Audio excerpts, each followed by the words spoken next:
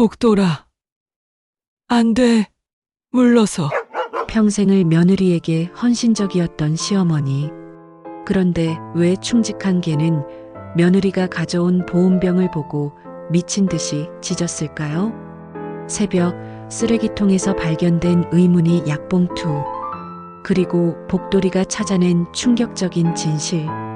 오늘 들려드릴 이야기는 7년 전 죽어가던 유기견을 살려낸 할머니와 그 은혜를 잊지 않고 할머니의 목숨을 구한 충직한 개 복돌이의 실화입니다. 안녕하세요. 여러분의 마음을 울리는 사연 이야기를 들려드리는 제사오입니다. 오늘은 정말 특별한 사연을 준비했습니다. 가족보다 더 가족 같은 반려견이 주인을 구한 놀라운 사연인데요. 잠깐 이야기 시작하기 전에요. 구독과 좋아요는 저희에게 정말 큰 힘이 됩니다. 벨 아이콘까지 눌러주시면 새로운 이야기가 올라올 때마다 알림을 받으실 수 있어요. 그리고 여러분은 지금 어디서 이 이야기를 듣고 계신가요? 댓글로 꼭 알려주세요. 여러분이 어디서 듣는지 정말 궁금해요. 자, 그럼 이제 이분자 할머니와 복돌이의 감동적인 이야기를 시작하겠습니다. 시골집 마당에 봄볕이 따스하게 내려앉은 오후였습니다. 저는 부엌 창문으로 며느리 수진이가 차에서 내리는 모습을 지켜보고 있었습니다. 손에 들린 커다란 스테인리스 보온병이 햇빛에 반짝였고 컵 2개가 비닐봉지에서 딸그락거리는 소리가 들렸습니다. 복돌아, 누구 왔네? 제 목소리에 복돌이가 꼬리를 흔들며 대문 쪽으로 달려갔습니다. 7년 전 겨울, 제가 장 보러 나갔다가 시장 골목 쓰레기통 옆에서 떨고 있던 새끼 강아지를 처음 만났던 날이 떠올랐습니다. 갈비뼈가 다 드러날 정도로 야위고 한쪽 눈은 골마있던 그 작은 생명체를 정말이지 그냥 지나칠 수가 없었습니다. 수의사가 살기 힘들 수도 있다고 했지만 저는 매일 밤 젖병으로 우유를 먹이고 골문 눈에 약을 발라주며 정성껏 돌봤습니다. 그렇게 복돌이는 기적처럼 건강해졌고 그 이후로 단 하루도 제 곁을 떠난 적이 없었습니다. 제가 밭에 가면 따라오고 장에 가면 기다리고 아플 때는 침대 밑에 엎드려 밤새 지켰던 우리 복돌이. 어머니, 잘 계셨어요? 복돌이도 잘 있었구나. 수진이가 대문을 열고 들어왔습니다. 평소라면 복돌이가 반갑게 뛰어올라 인사를 했을 텐데 오늘은 이상했습니다. 수진이에게 다가가다가 갑자기 뒷걸음질을 치더니 보온병을 향해 낮게 으르렁거렸습니다. 왜 저러지? 복돌이가 며느리를 제일 좋아하는데. 복돌아, 왜 그러냐? 너 며느리 좋아하잖니. 제가 달래도 복돌이는 계속 보온병만 노려보며 귀를 뒤로 젖혔습니다. 수진이가 어색하게 웃으며 보온병을 현관. 신발장 위에 올려놓자 그제야 복돌이가 조금 진정했지만 여전히 경계하는 눈빛이었습니다. 어머니, 보리차 한번 드셔보세요. 밤새 다렸어요. 요즘 기력이 없으신 것 같아서 한약재도 조금 넣었어요. 수진이가 보온병 뚜껑을 열어 컵에 보리차를 따랐습니다. 김이 모락모락 피어올랐고 구수한 보리향 사이로 뭔가 미묘한 약 냄새가 섞여 있었습니다. 금속 컵 특유의 차가운 감촉이 입술에 닿았고 첫 모금을 삼키는 순간 약간의 쓴맛이 혀끝을 스쳤습니다. 복돌이는 제가 보리차를 마시는 내내 안절부절 못했습니다. 평소 같으면 제 옆에 앉아 같이 마실 것을 조르곤 했는데 오늘은 현관문 쪽을 자꾸 힐끗거리며 불안해했습니다. 그리고 코끝에 맺힌 작은 물방울을 연신 하차댔습니다. 어머니, 다 드셔야 해요. 몸에 좋은 거예요. 수진이가 제 컵이 빈 것을 확인하더니 또 한 컵을 따라 주었습니다. 며느리가 이렇게 정성스럽게 끓여왔는데 안 마실 수도 없고 두 번째 컵을 마시는 동안 복돌이가 제 바짓단을 물고 잡아당겼습니다. 7년 동안 한 번도 그런 적이 없었는데 마치 마시지 마세요라고 말하는 것 같았습니다. 저녁이 되자 수진이가 부엌에서 저녁을 준비하겠다고 나섰습니다. 저는 거실 소파에 앉아 뜨개질을 하고 있었는데 복돌이가 제 발치에 바짝 붙어 앉아 부엌 쪽을 뚫어지게 쳐다보고 있었습니다. 부엌에서 그릇 부딪히는 소리, 가스레인지 점화 소리가 들렸고 갑자기 현기증이 밀려왔습니다. 눈앞이 빙빙 돌면서 속이 메스꺼워졌습니다. 웬일이래 갑자기 속이 훅 피곤해서 그래요. 가스는 제가 꺼둘게요. 어머니는 좀 누워 계세요. 수진이가 다가와 제 팔을 잡아 일으켜 세웠습니다. 그 순간 복돌이가 으르렁거리며 수진이와 저 사이를 가로막았습니다. 빨간 목걸이가 흔들렸습니다. 그 목걸이는 제가 복돌이를 처음 데려온 날 시장에서 산 첫 선물이었습니다. 이제 넌 우리 집 개야라고 말하며 채워줬던 침실로 가려는데 다리에 힘이 풀렸습니다. 복돌이가 제 앞을 막고 서서 움직이지 못하게 했습니다. 그리고는 현관문 앞에 딱 버티고 앉아 꼼짝도 하지 않았습니다. 복돌아, 넌 뭔가 알고 있는 거니? 내가 왜 이러는지. 할미는 모르겠구나. 창밖으로 어둠이 내려앉았고 복돌이는 밤새 현관 앞을 떠나지 않았습니다. 제가 잠들 때까지 초롱초롱한 눈으로 문 밖을 경계하며 지켰습니다. 마치 7년 전 제가 아픈 자기를 밤새 지켜줬듯이 이번엔 복돌이가 저를 지키려는 것 같았습니다. 다음 날 아침 머리맡에 놓인 보온병에서 보리차 냄새가 올라왔습니다. 수진이가 새벽같이 일어나 또 한 병을 끓여놓고 갔나 봅니다. 현관에서 복돌이가 킁킁거리는 소리가 들렸고 이어서 낮은 신음 같은 소리가 났습니다. 거실로 나가보니 복돌이가 현관문 앞에 똑같은 자세로 앉아 있었습니다. 밤새 한자리를 지킨 모양이었습니다. 엉덩이 부분의 털이 바닥에 눌려 납작해져 있었고 목걸이는 비스듬히 돌아가 있었습니다. 복돌아, 밥 먹어야지.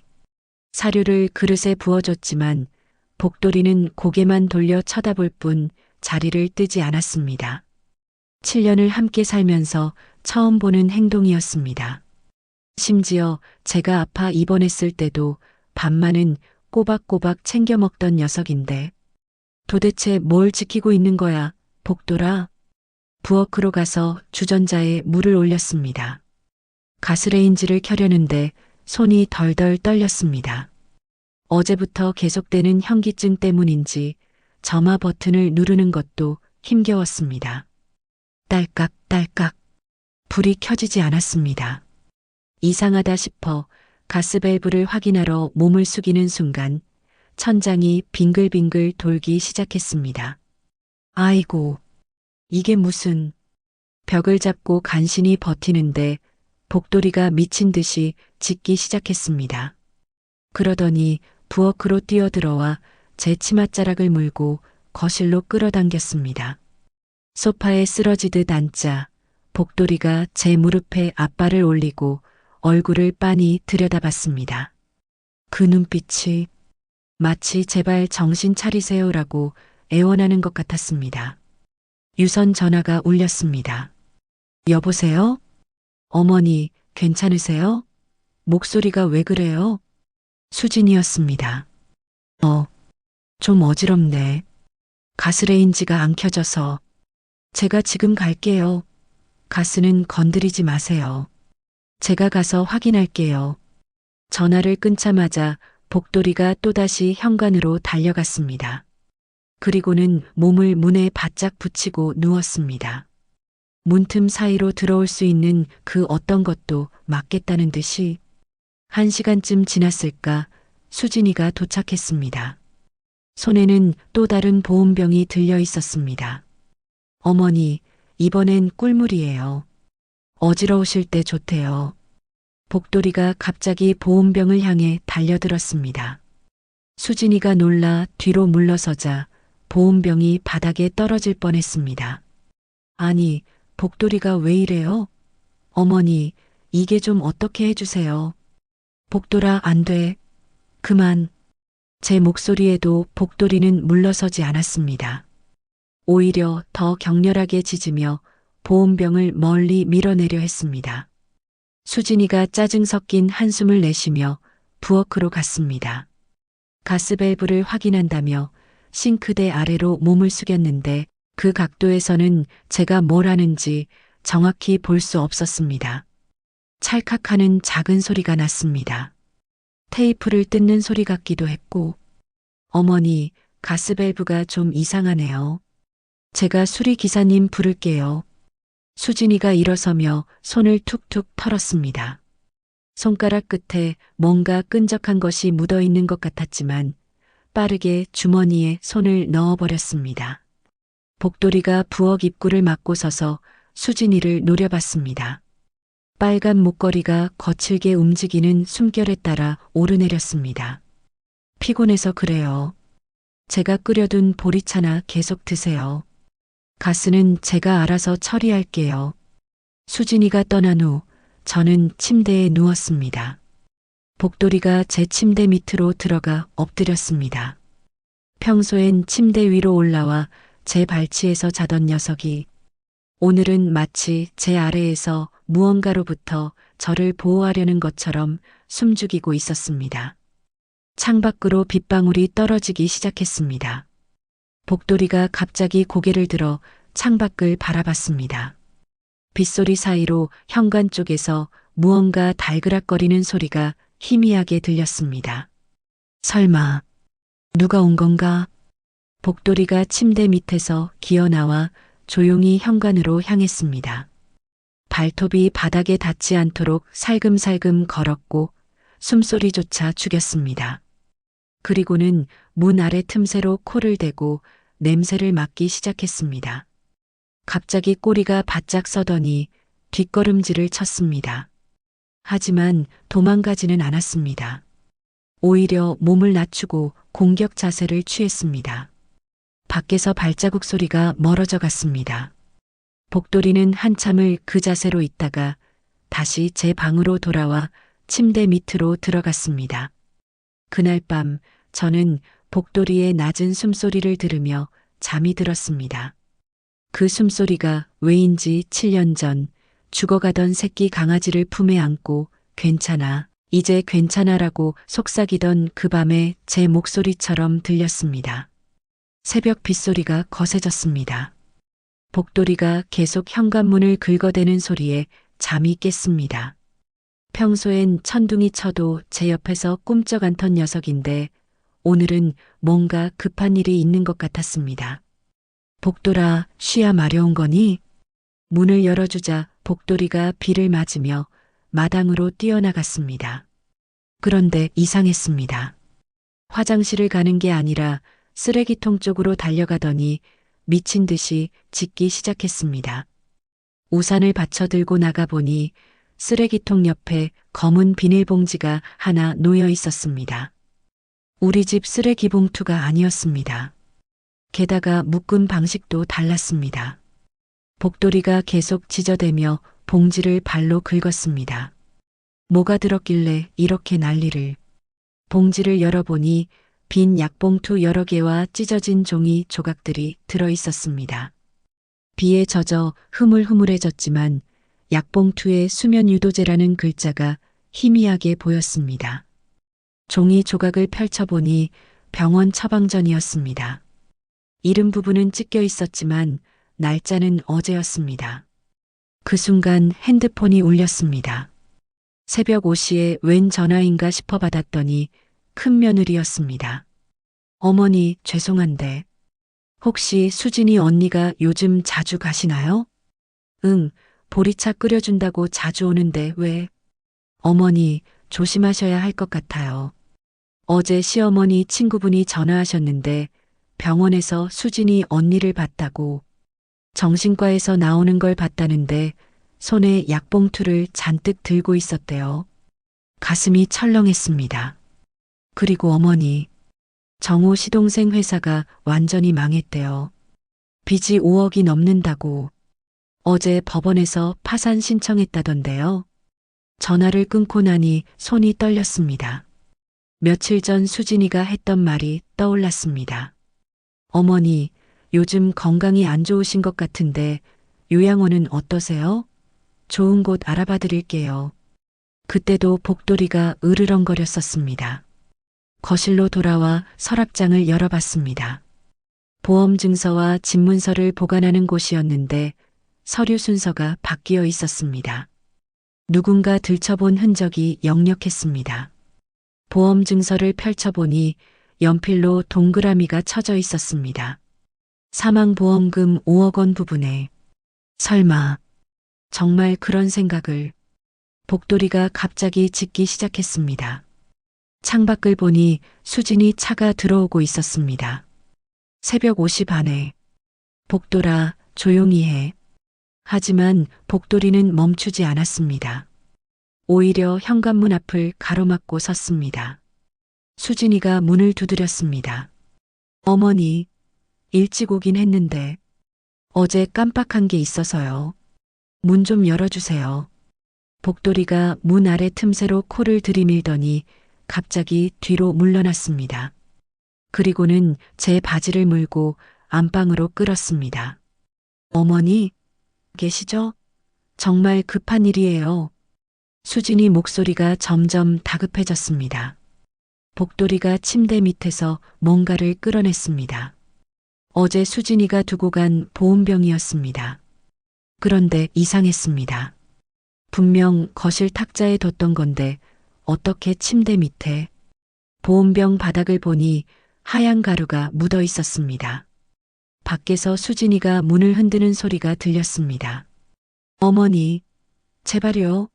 정우가 큰일 났어요. 도와주세요. 복돌이가 낮게 으르렁거리며 제 앞을 막았습니다. 빨간 목걸이가 흔들렸습니다. 7년 전, 이제 넌 우리 가족이야라며 채워줬던 그 목걸이가. 그리고 복돌이는 전화기를 발로 툭 쳤습니다. 맞아. 영희한테 전화해야 해. 큰딸 영희에게 전화를 걸었습니다.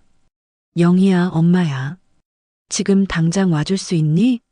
그리고 오면서 경찰서에도 연락 좀 해줄래? 밖에서 수진이의 발자국 소리가 멀어져 갔습니다. 복돌이가 제 손을 핥아주었습니다. 따뜻하고 거친 그 혀가 왠지 위로가 되었습니다. 복돌아, 내가 없었으면 나는. 비가 그치고 동이 트기 시작했습니다. 영희가 도착한 건 아침 7시였습니다. 경찰 2명과 함께 왔는데 큰 사위도 같이 왔습니다. 복돌이가 꼬리를 흔들며 영희에게 달려갔습니다. 영희는 어릴 때부터 복돌이를 각별히 아꼈으니까요. 엄마, 무슨 일이야? 수진이가 뭘 어떻게 했다는 거야? 제가 새벽에 있었던 일을 설명하는 동안 경찰관이 보온병과 약봉투를 증거봉투에 담았습니다. 복돌이는 경찰관 옆에 딱 붙어서 지켜봤습니다. 어머님, 혹시 다른 이상한 점은 없으셨습니까? 젊은 경찰관이 물었습니다. 그 순간 복돌이가 밖으로 뛰어나갔습니다.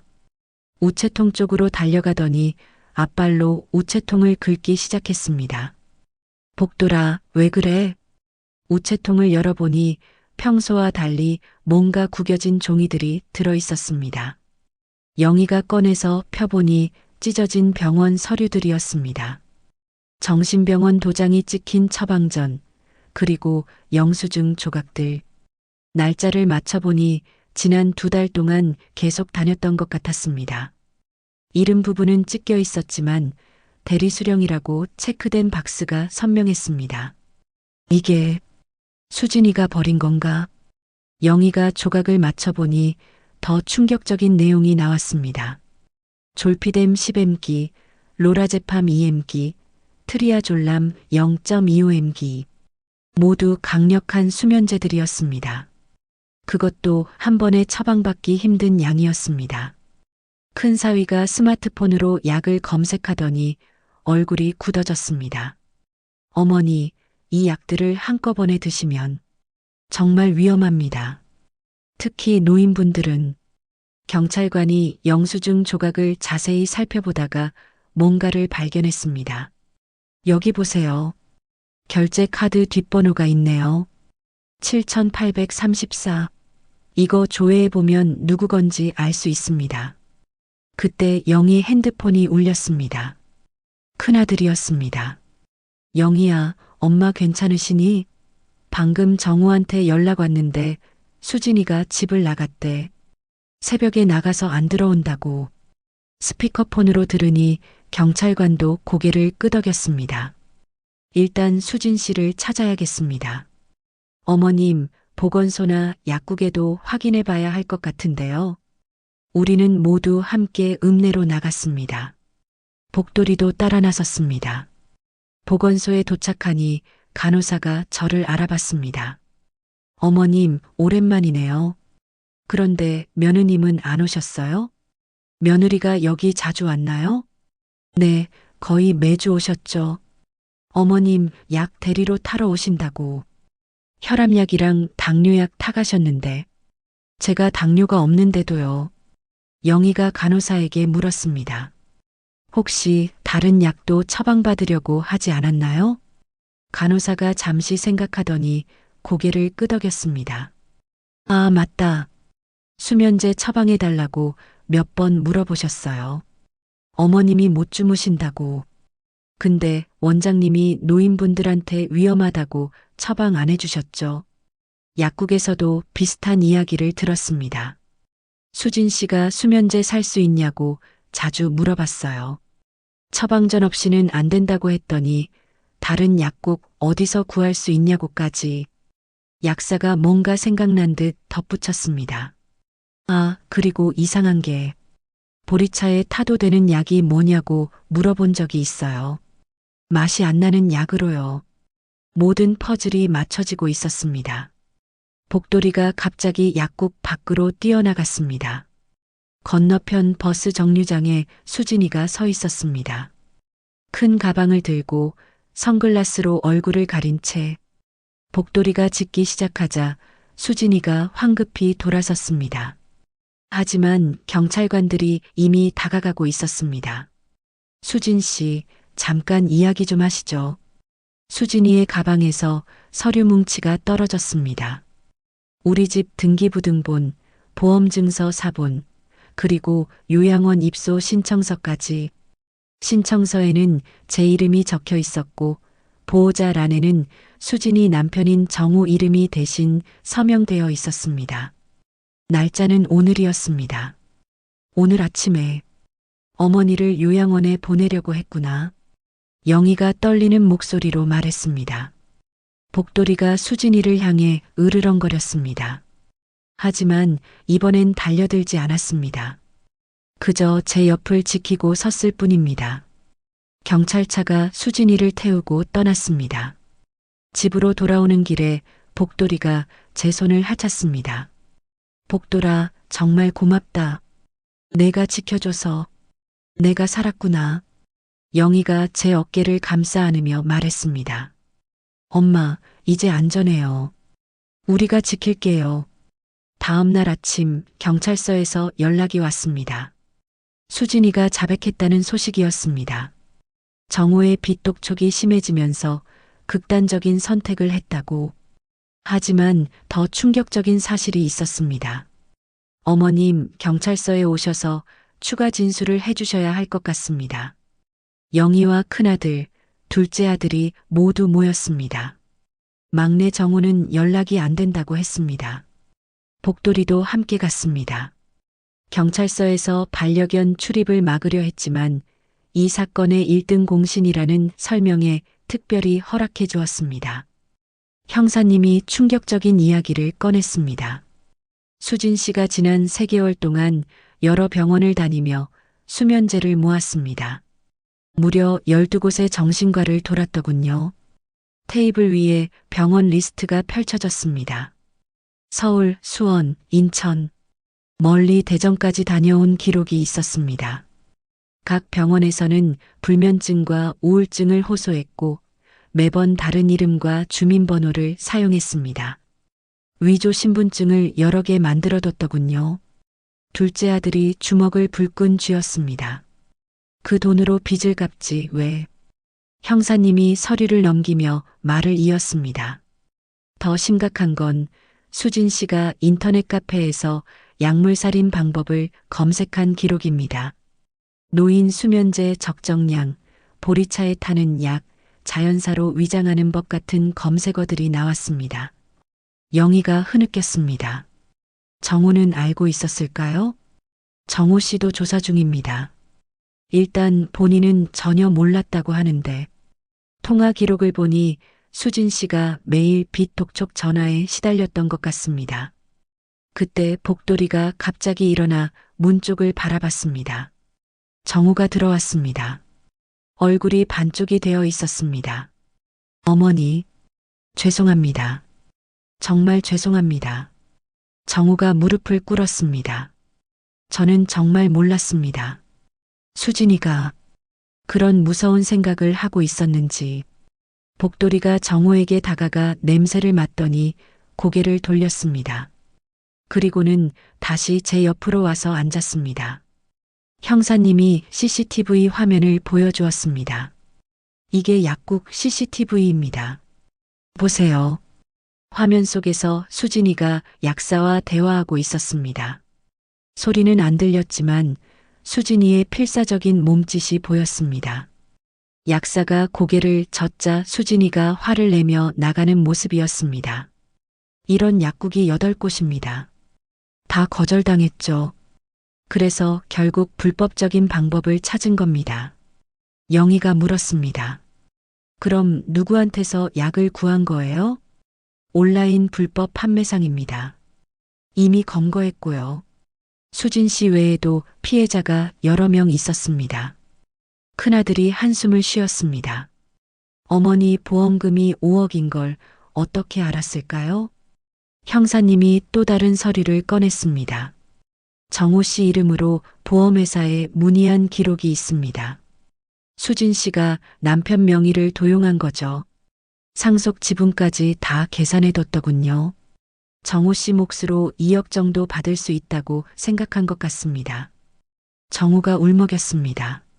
제가 사업 실패했다고 매일 한숨만 쉬고 빚 얘기만 하고 수진이를 미치게 만든 것 같습니다. 복돌이가 갑자기 짖었습니다. 창밖을 보니 보건소 직원이 오고 있었습니다. 이분자 어르신 계세요? 약 처방 기록 확인차 왔습니다. 보건소 직원이 가져온 서류를 보니 더 기가 막혔습니다. 수진이가 대리 처방받은 약 중에는 당뇨약, 혈압약뿐 아니라 치매약까지 있었습니다. 치매약은 왜? 요양원 입소할 때 치매 진단이 있으면 더 쉽게 입소할 수 있거든요. 약 복용 기록이 있으면 진단서 대신 쓸 수 있고요. 모든 게 치밀하게 계획된 범죄였습니다. 형사님이 마지막으로 충격적인 사실을 알려주었습니다. 수진 씨 컴퓨터에서 또 다른 검색 기록을 발견했습니다. 화면에 검색 기록이 떴습니다. 반려견 독살 방법개가 먹으면 안 되는 약 수면제 개 치사량. 복돌이를 먼저 없애려 했던 것입니다. 제 손이 떨렸습니다. 복돌이를 쓰다듬으며 중얼거렸습니다.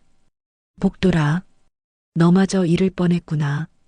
경찰서에서 돌아온 그날 밤 저는 잠을 이룰 수 없었습니다. 복돌이가 제 침대 밑에서 계속 낑낑거렸습니다. 평소와 다른 소리여서 불을 켜고 확인해 보니 복돌이가 무언가를 물고 있었습니다. 수진이가 두고 간 보온병 하나가 더 있었던 것입니다. 복돌아, 그거 어디 있었니? 복돌이가 꼬리를 흔들며 보온병을 제 앞에 놓았습니다. 장롱 뒤에 숨겨뒀던 모양입니다.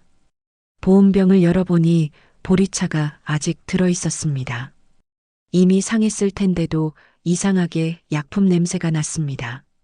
새벽 3시 영희에게 전화했습니다. 엄마, 무슨 일이야? 이 시간에? 보온병이 하나 더 있어. 복돌이가 찾아냈어. 영희가 남편과 함께 바로 왔습니다. 큰 사위가 신중하게 보온병을 봉인하며 말했습니다. 내일 아침 일찍 국립과학수사연구원에 가져가겠습니다. 정확한 성분 분석이 필요해요. 다음 날 국과수 직원이 직접 집으로 왔습니다. 젊은 여성 연구원이었는데 복도리를 보더니 미소를 지었습니다. 이 개가 증거를 찾아낸 거군요. 정말 영리하네요. 연구원이 멸균 도구를 꺼내 보온병 바닥의 잔여물을 조심스럽게 채취했습니다. 스포이드로 남은 액체를 빨아들이고 면봉으로 벽면을 문질렀습니다. 어르신, 이 보온병 말고 다른 물건도 확인이 필요할 것 같은데요. 복도리가 갑자기 부엌으로 달려갔습니다. 싱크대 아래 수납장을 발로 긁었습니다. 수납장을 열어보니 제가 평소 쓰던 물통, 컵, 심지어 숟가락까지 모두 이상한 흰 가루가 묻어 있었습니다. 연구원이 놀란 표정으로 모든 것을 수거했습니다.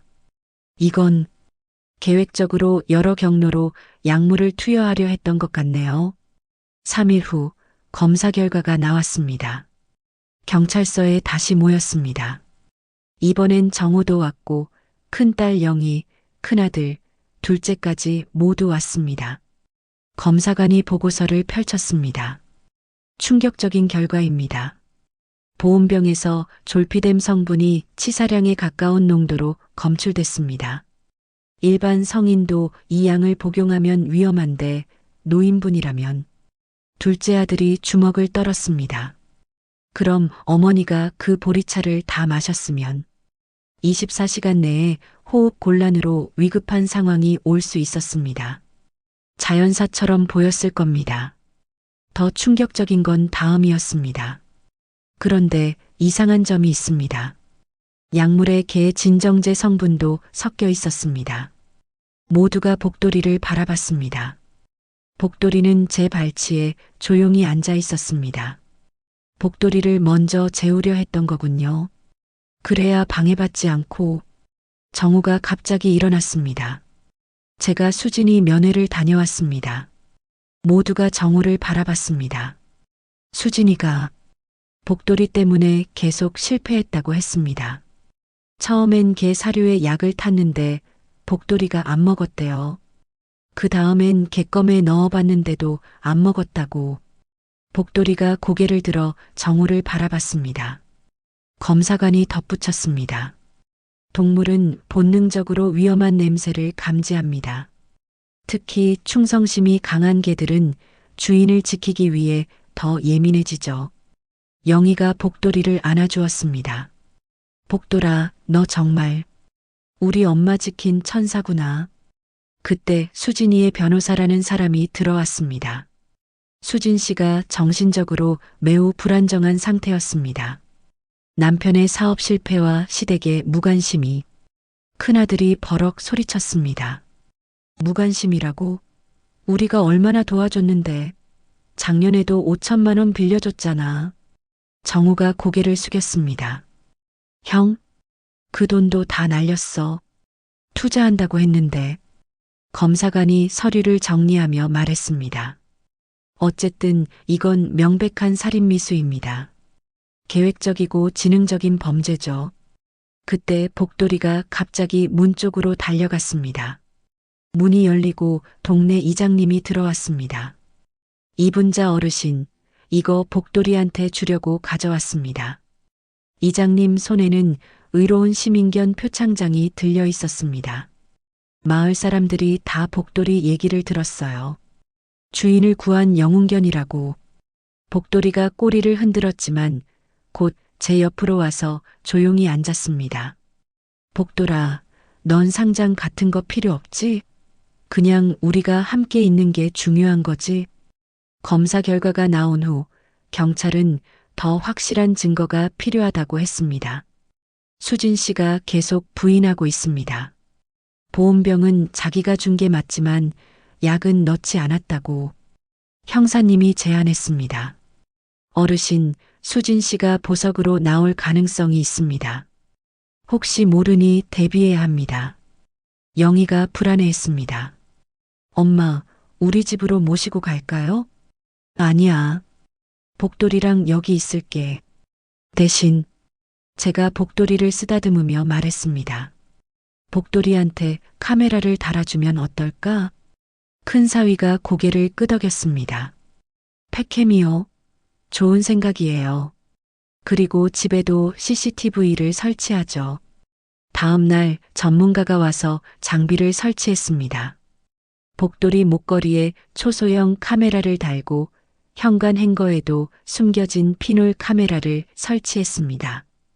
복돌아, 이제 내가 우리 집 경비대장이야. 복돌이가 새 목걸이를 불편해하지 않고 잘 적응했습니다. 빨간 목걸이 위에 작은 카메라가 반짝였습니다. 3일 후 충격적인 소식이 들려왔습니다. 정우가 전화했습니다. 어머니, 수진이가 보석으로 나왔어요. 뭐라고? 정신과 치료를 조건으로. 그리고 저한테 돌아왔습니다. 영희가 바로 달려왔습니다. 엄마, 위험해. 수진이가 또 올 수도 있어. 그날 밤 복돌이가 갑자기 짖기 시작했습니다. 새벽 2시였습니다. 카메라 앱을 켜보니 현관 밖에 누군가 있었습니다. 수진이었습니다. 손에 또 보온병을 들고 있었습니다. 어머니, 저예요. 사과드리려고 왔어요. 제발 문 좀 열어주세요. 복돌이가 낮게 으르렁거렸습니다. 제가 복돌이를 진정시키며 카메라를 켰습니다. 핸드폰으로 녹화도 시작했습니다. 수진이가 밖에서 계속 문을 두드렸습니다. 어머니, 정말 죄송해요. 제가 미쳤었어요. 이번엔 진짜 보리차예요. 그때 놀라운 장면이 포착됐습니다. 수진이가 현관 바깥에서 보온병 뚜껑을 열었습니다. 그리고 주머니에서 뭔가를 꺼내 보온병에 넣었습니다. 작은 약병이었습니다. 복돌이 목걸이 카메라가 그 장면을 정확히 잡았습니다. 수진이가 약을 탄 후 보온병을 흔들어 섞는 모습까지, 그리고 더 충격적인 장면이 이어졌습니다. 수진이가 뒷문으로 돌아가더니 예비 열쇠를 꺼냈습니다. 언제 열쇠를 만들었지? 뒷문을 열고 들어온 수진이가 부엌으로 갔습니다. 복돌이가 조용히 따라갔고 카메라가 모든 것을 담았습니다. 수진이가 가스밸브를 만지작거렸습니다. 테이프를 꺼내 밸브를 반쯤 열린 상태로 고정시키려 했습니다.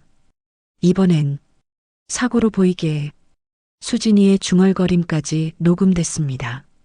복돌이가 갑자기 짖었습니다. 크게 온 동네가 다 들을 정도로. 수진이가 놀라 뒤로 물러났습니다. 이 망할게. 수진이가 복돌이를 향해 스프레이를 뿌렸습니다. 복돌이가 캑캑거리며 물러났지만 카메라는 계속 작동했습니다. 그때 밖에서 손전등 불빛이 비쳤습니다. 이웃집 할아버지였습니다. 거기 누구요? 도둑이야? 수진이가 황급히 뒷문으로 도망갔습니다. 보온병은 그대로 두고 이웃 할아버지가 들어왔습니다. 이분자 어르신, 괜찮으세요? 네, 괜찮아요. 복돌이가 지켜줬어요. 즉시 경찰에 신고했습니다. 복돌이캠 영상을 보낸 지 30분 만에 경찰이 도착했습니다. 완벽한 증거네요. 현행범입니다. 영상 속 수진이의 모든 행동이 선명했습니다. 약을 타는 장면, 가스밸브 조작, 그리고 사고로 보이게라는 음성까지. 형사님이 보온병을 증거품으로 수거했습니다. 이번엔 빠져나갈 수 없을 겁니다. 복돌이가 제 옆에 앉아 꼬리를 흔들었습니다. 눈가에 스프레이를 맞은 자국이 빨갛게 부어 있었습니다. 복돌아, 아프지? 미안해. 너 때문에 또 살았네. 영희가 도착해서 복돌이를 동물병원에 데려갔습니다. 다행히 큰 부상은 없었습니다. 수의사가 감탄했습니다. 이게가 그 유명한 복돌이군요. 뉴스에서 봤어요. 그제야 알았습니다.